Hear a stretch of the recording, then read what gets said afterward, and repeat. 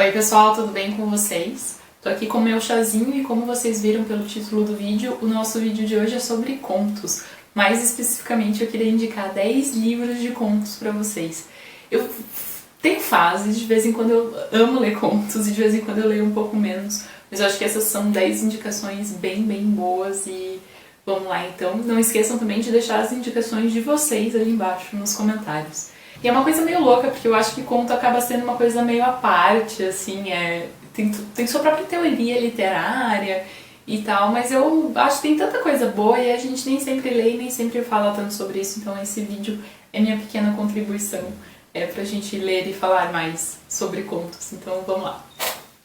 E o primeiro livro que eu queria indicar pra vocês é O Redemoinho em Dia Quente, da Jarid Arraes. Esse livro foi publicado pela Alfaguara em 2019. E a Jarid é uma autora do Ceará, ela nasceu em Juazeiro do Norte. Ela era uma pessoa que eu estava com vontade assim, de conhecer, eu já tinha ouvido falar bastante bem da literatura dela e esse livro é incrível. A maior parte das histórias então vai se passar ali na região do Ceará, em geral em cidades pequenas, em lugares assim mais menos habitados talvez, ou pelo menos, não sei se essa é uma afirmação que eu posso fazer com certeza, mas essa é a sensação que eu tive lendo ao menos. E em geral também são protagonistas mulheres e como elas se encaixam nesse ambiente e como elas vivem suas existências e como elas são tão diferentes entre si. É muito legal como ela mistura o que pra mim parecem referências muito diferentes. Então tem uma senhorinha, por exemplo, super religiosa que vai ter uma experiência com drogas, por exemplo. Então, pra mim, esse conflito entre um ambiente mais de interior com algumas referências mais urbanas, mais cosmopolitas, talvez, pra mim é muito interessante. E talvez não porque seja uma mistura tão inovadora assim, mas por não serem temas abordados com tanta frequência na literatura, né? É um livro muito interessante. Pra mim é muito impressionante como ela cria personagens tão diferentes, em contextos tão diferentes e situações tão diferentes. Essas mulheres ficaram comigo por bastante tempo e essas realidades são coisas que eu volto a pensar sempre. Como a questão é sempre mais complexa, né? Eu acho que ela chega muito bem nesse ponto, assim. E é muito legal também como tem seus momentos mais realistas, como tem essa pitadinha de uma coisa, não sei se eu chamaria necessariamente de fantástico, mas essa coisa que desvia do padrão e em muitos momentos também ela está fazendo uma crítica social bastante forte e eu acho muito interessante como ela consegue fazer essa mistura entre esses gêneros e essas personagens e isso tudo e com certeza é uma autora que eu quero continuar lendo. Próxima indicação, então, é o No Seu Pescoço, da Chimamanda Ngozi Adichie. Ela de vez em quando aparece aqui no canal, eu adoro ela. E é um livro também muito interessante.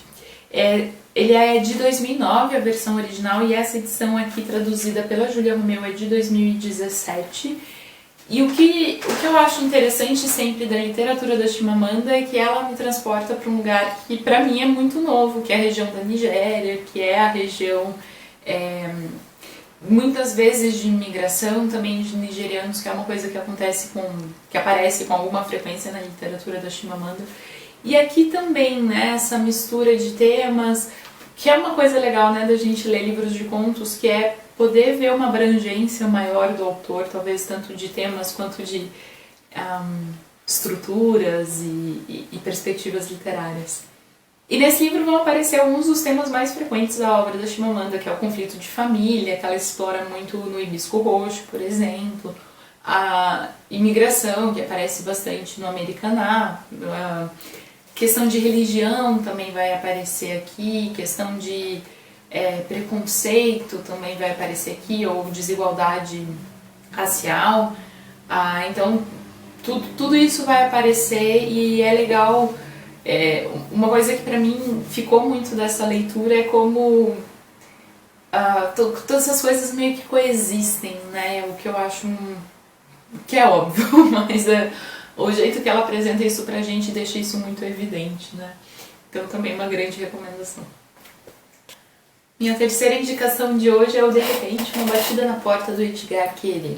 Edgar Querê mora em Israel e o que eu acho importante para entender a literatura dele é porque a gente tem que lembrar que Israel e a Palestina têm esse conflito de anos e anos e décadas, e isso deixa toda a região instável e bastante...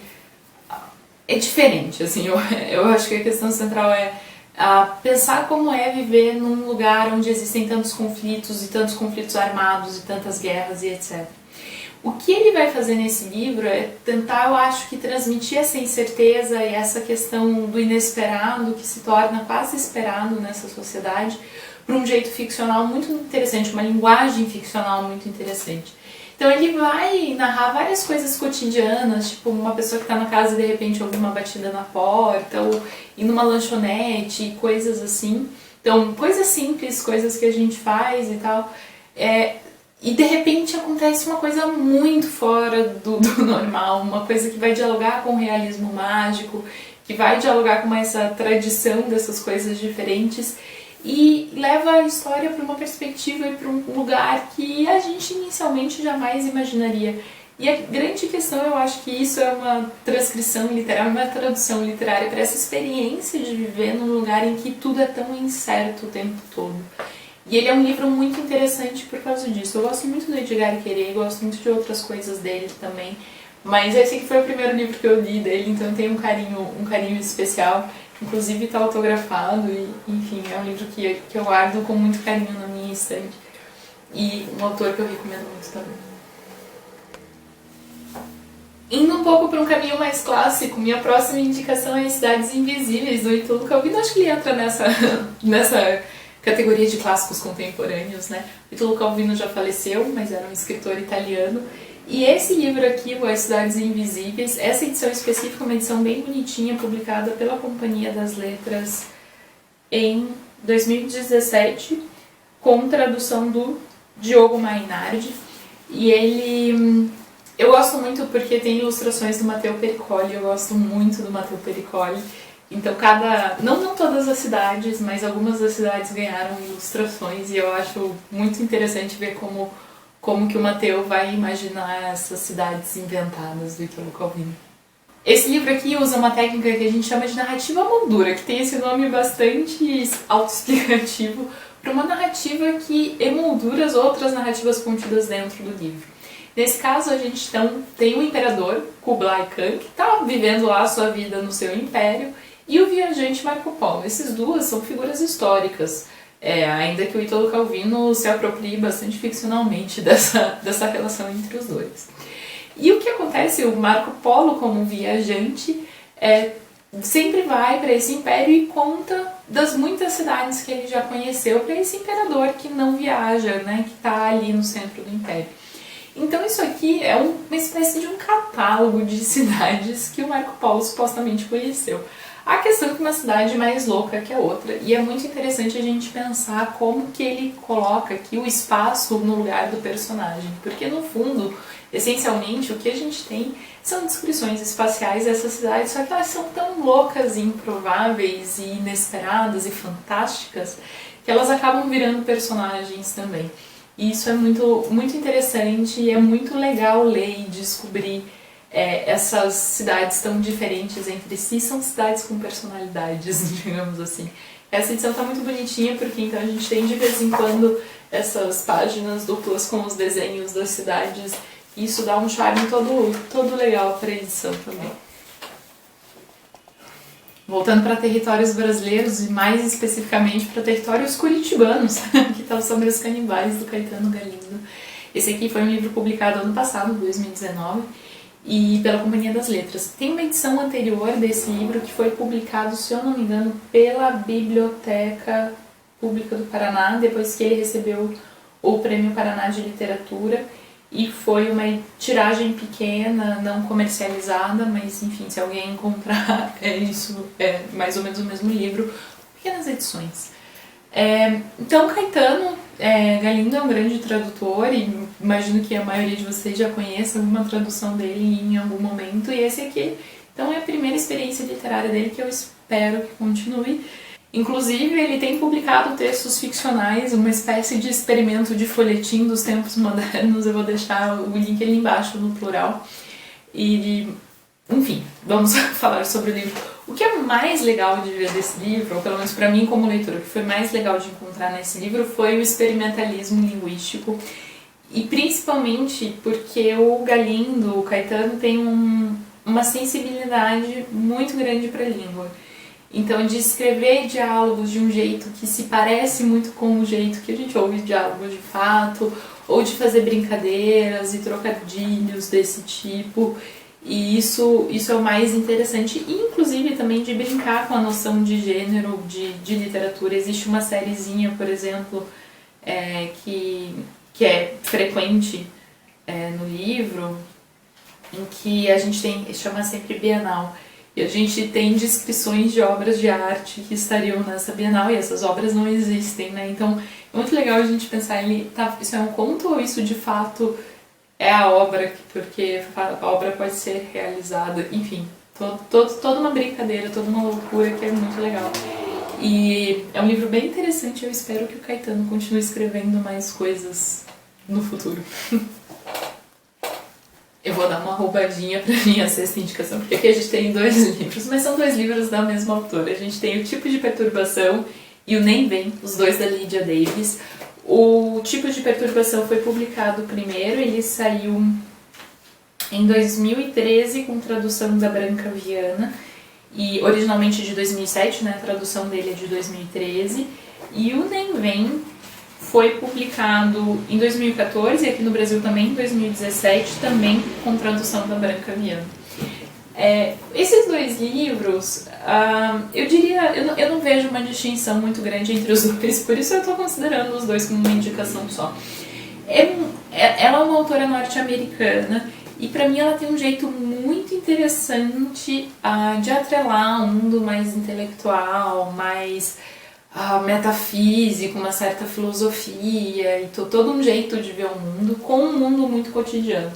A gente tem, no Nem Vem, tem um conto específico em que uma personagem entra completamente numa digressão filosófica sobre várias coisas, observando um pacote de ervilhas congeladas, assim. Então, o jeito com que ela vai relacionar essas 2 coisas é muito interessante. Ela também tem uma coisa que eu acho legal, enquanto leitora, que ela tem alguns contos muito curtíssimos, tipo um parágrafo, e ela vai ter contos mais longos e eles vão se intercalando ao longo do livro e cria uma questão de ritmo na gente que é muito interessante, enquanto experiência de leitura mesmo. E ela vai brincando muito com isso. Como ela tem esses contos de tamanhos diferentes, tem muitos contos em cada um dos livros, porque existem muitos contos curtos, e como eu acho quase qualquer livro de conto são um pouco instáveis, né? Às vezes a gente gosta muito de alguns, gosta menos de outro, é meio indiferente a outros e tal. E isso acontece com certeza nesses livros, pelo menos aconteceu pra mim. Mas ainda assim eu acho uma experiência divertida e provavelmente uma das grandes conquistas dos últimos tempos. Recomendo bastante. Minha próxima indicação é o Intérprete de Mares, da Jhumpa Lahiri. A Jhumpa Lahiri é de uma família de indianos. Ela, se eu não me engano, já nasceu nos Estados Unidos. Mentira, nasceu em Londres, da família de origem indiana. E ela ganhou muitos prêmios de literatura, principalmente com esse livro aqui. O Intérprete de Mares foi publicado originalmente em 2013. Essa edição aqui tem tradução do José Rubens Siqueira e foi publicado em 2014. Ele é um livro muito sobre esses movimentos pelo mundo, essa necessidade de migração, essa necessidade de estar em outro lugar, mas ao mesmo tempo como é estar em outro lugar, quais são as dificuldades que isso envolve e as mudanças que isso envolve. E é um livro muito legal porque, né, a vantagem do conto, a gente tem muitas perspectivas diferentes nesse livro que cria uma situação muito interessante pra gente. O conto que dá título ao livro, que é o Intérprete de Mares, pra mim é belíssimo, um dos contos que eu mais gosto. É um conto sobre a necessidade da gente ter alguém que faça essa mediação das nossas próprias dores, dessa dificuldade que a gente tem, às vezes, de ser capaz de descrever o que acontece com a gente, de ser capaz de fazer de colocar em palavras tudo isso. E nesse conto a gente tem um personagem que meio que vai fazer isso, por isso intérprete demais. E é muito legal porque é mais ou menos o jeito que às vezes eu vejo a literatura, no sentido da literatura ser esse lugar que muitas vezes a gente encontra por escrito e escrito por outra pessoa coisas que são tão próximas da gente e que a gente ainda não tinha conseguido formular dessa maneira. Então é um livro em que ela vai deixar isso tão evidente, de um jeito tão bonito e tão poético, que é muito legal pra mim. Existe um livro da Jhumpa chamado In Other Words, em que ela vai falar bastante sobre a relação dela com o italiano e com a cultura italiana, com a língua, com a cultura, com a literatura, e como foi pra ela inesperadamente achar esse lugar que ela gosta tanto, num lugar em que a princípio ela não teria ligação nenhuma, né? Então, eu acho que esse é um tema que já começa a aparecer nesse livro aqui, que é bem anterior ao In Other Words. E, enfim, eu gosto muito do jeito que ela vê o mundo e que ela procura essas imagens para transcrever o mundo.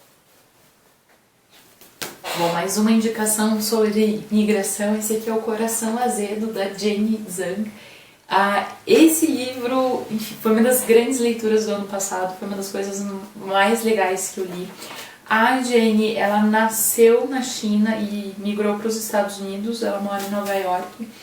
E o livro todo vai girar ao redor dessas famílias que migraram e que estão ali nesse lugar novo, e tem a ver um pouco com essa comunidade, por que essas comunidades se criam, como é para essas pessoas estarem nesse ambiente novo.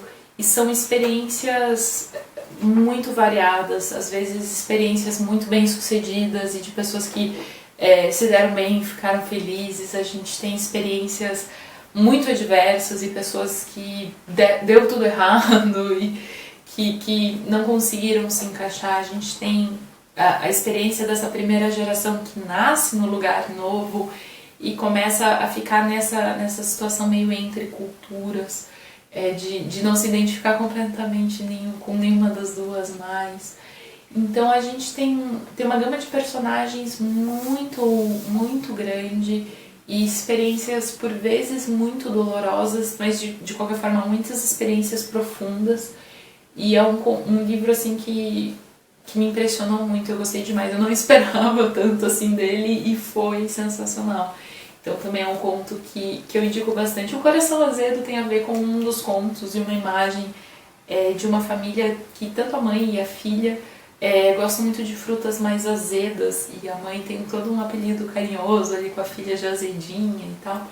E enfim, é um conto bem bonito a gente acompanhar essa família.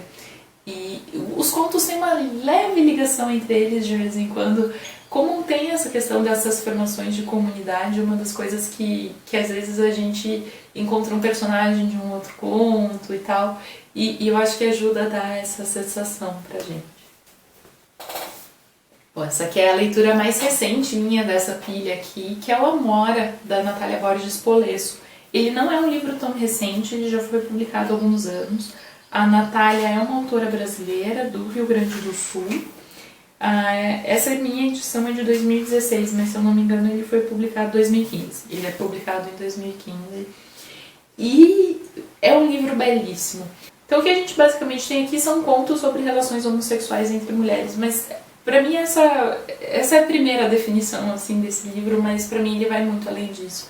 Porque a gente tem uma variedade tão grande de sentimentos, de tipos de relação, de jeitos de ver o mundo, de perspectivas. A gente nem sempre está na perspectiva do casal ou das mulheres lésbicas em si. Muitas vezes a gente está em outras perspectivas de mulheres ou pessoas que estão vendo isso de fora. Então, para mim, ele é muito mais um livro sobre amor e sobre relacionamentos em geral do que sobre lésbicas ou sobre relacionamentos homossexuais. Mas, enfim, encare como quiser. Esse livro é lindo. Eu acho que ele é uma grande declaração ao amor e às relações e às pessoas, assim. E óbvio que tem histórias tristes, tem experiências extremamente dolorosas, tem as situações de descoberta sexual e tem mulheres que foram muito maltratadas e não sei, pra mim isso aqui é um atestado à liberdade e deixar as pessoas viverem seus relacionamentos do jeito que elas bem entenderem. E é lindo, gente, leio, só leio. E minha última indicação de hoje, vocês sabiam que isso ia aparecer nesse vídeo? Eu tenho certeza que vocês sabiam que isso ia aparecer nesse vídeo. Aqui tá o debriefing da Susan Sontag. Esse aqui, então, é uma primeira edição que saiu com uma coletânea dos contos dela. Não foi publicado no Brasil ainda, mas espero que a companhia lance. A companhia está lançando algumas coisas novas da Susan Sontag, né, edições novas. Então, quem sabe esse não vem aí na onda. O que eu acho muito legal desse conto é que a Susan Sontag vai brincar muito com o formato também. Tem um que chama A Project to a Trip to China, se eu não me engano é isso, Project for a Trip to China, que é maravilhoso, que é um projeto de viagem. Ela tem o The Way We Live Now, que é um dos textos favoritos dela pra mim, que é o Assim Vivemos Agora, que é um conto sobre a AIDS. Pra mim é muito legal. Eu não tenho certeza absoluta, mas eu acho que eu gosto mais dos contos do que dos romances dela. Polêmico, né? Essa afirmação assim.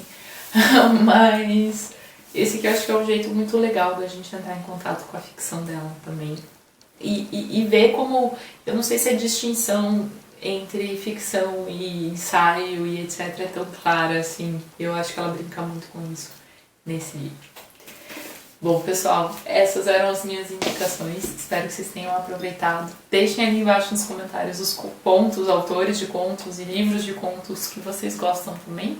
E até a próxima. Tchau, tchau.